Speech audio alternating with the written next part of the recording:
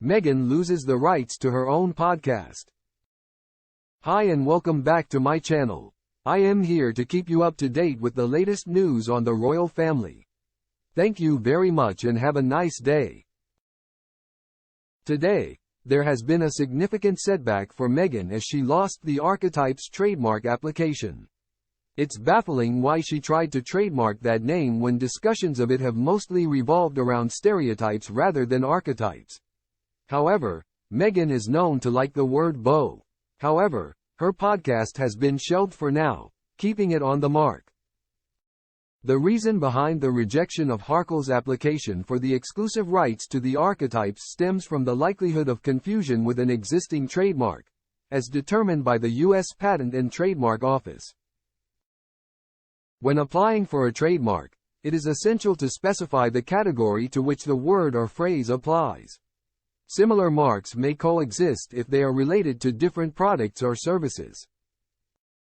However, Meghan classified her podcast as audio recordings and downloadable podcasts related to the cultural treatment of women and the stereotypes women face, inadvertently creating conflict. It's quite amusing to consider what might have happened if Meghan had filed for a trademark related to the podcast's fictional title, Things About Meghan Markle's Life That Never Happened, with a few random guest thoughts here and there so as not to show up blatantly. Narcissistic. In that case, she might have had a better chance of getting the mark, since it was unlikely that anyone would replicate that concept.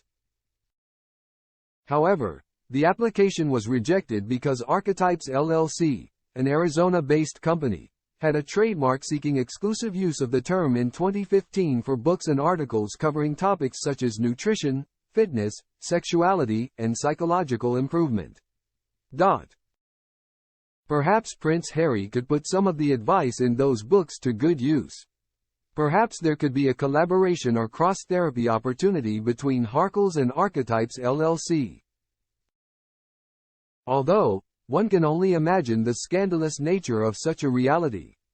In any case, the Harkle's attorney, Marjorie Witter Norman of the Los Angeles firm Wilkie Farr Gallagher, has requested an additional 3 months to refine the Archetypes trademark application. In other news, Sir Trevor Phillips, writer, businessman and former chairman of the Equality and Human Rights Commission, has expressed his thoughts on Meghan and Harry's missed opportunity. He claims that Britain is not a racist society and that Meghan and Harry had an opportunity to be a beacon of discovery and reconciliation, not just for Britain, but for the world. Sir Trevor Phillips believes that his decision not to take advantage of this opportunity is inexcusable and equates it with a sin. It's interesting to note that more people of color are criticizing Meghan and Harry for what they really stand for.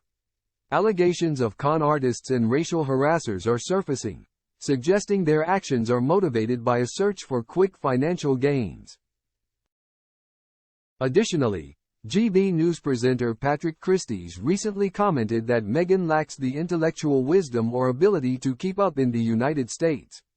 He argues that her lived experiences are insufficient to participate in projects like Arsewites. While I partially agree with Patrick's statement, I think what really sets good podcasts apart from great ones is the ability to ask insightful questions. Asking the right questions can make or break a podcast, as evidenced by an interview with Jordan Peterson, where one host raised a rather absurd question about the color of people's emojis. Beyond asking good questions, hosts need to show genuine interest in their guests' stories, backgrounds, and experiences. It is essential to be humble and not overshadow the topic that is being discussed. Meghan often shared personal anecdotes in each episode of Arsewites, connecting her own experiences to the stereotypes discussed. While it's commendable to have a wide range of life experiences, there's a fine line between empathizing with others and coming across as a know-it-all. It's crucial to strike a balance and avoid defeating the purpose of a genuine connection. Interestingly, one of the standout episodes of Arsewites was the interview with Mariah Carey, where Mariah herself referred to Meghan as a diva. Meghan's reaction seemed contrived, feigning surprise at the etiquette. These examples serve as reminders of the do's and don'ts of trying to connect or deal with people, just as Mariah deftly handled the situation. The future of Arsewipes remains uncertain, but Meghan is unlikely to let the project go to waste.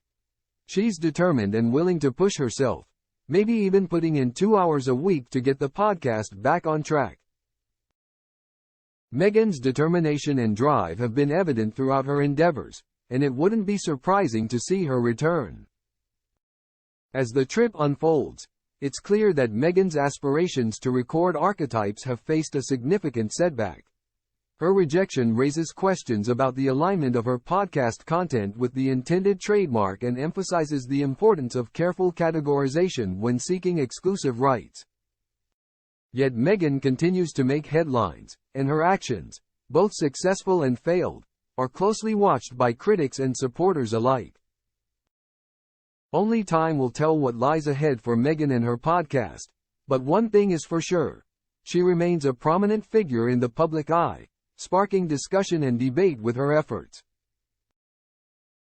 It remains to be seen if she will be able to successfully navigate the challenges and turn setbacks into opportunities. But one thing is for sure: Meghan Markle's journey continues to captivate attention and elicit strong reactions from a wide range of people. Finally, I want to say thank you very much for watching the entire video. I hope my video can be interesting for you. Let me and everyone know how she feels by commenting on her opinion on this video. See you in the next video.